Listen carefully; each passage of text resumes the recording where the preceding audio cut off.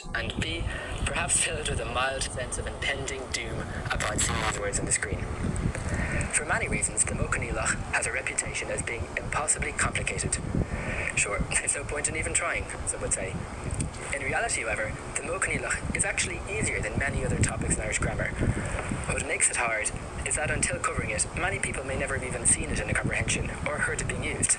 It's simply a lack of practice, and often of just clear explanation. Okay, let's begin.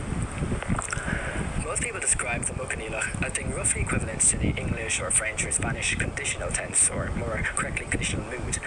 In other words, we use it in sentences with the key word would.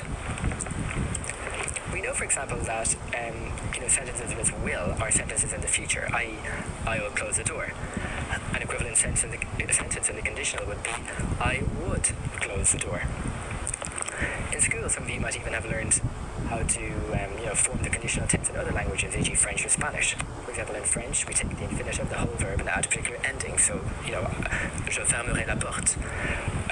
Spanish is pretty much the same. We have the infinitive of the whole verb, cerrar, add ending ia, yo cerraría la puerta. Why is the conditional called the conditional, though? Well, it's simply because it's a tense or mood for things that might happen, but that you would do depending on the conditions. I would go to Ibiza if I had more money, the condition being my having more money. Why am I saying the Mochanílach is almost the same as the conditional, though? Well, it's because the Mochanílach doesn't simply translate the English, French, or Spanish conditional. It also translates something else, something we can call the fake past. Okay, you're probably getting a bit confused now, but that's okay.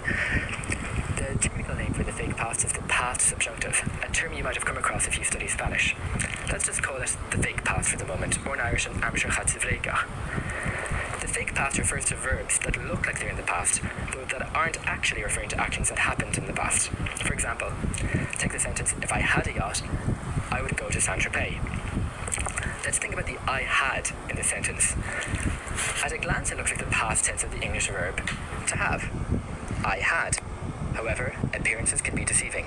You, most likely never had a yacht in the past.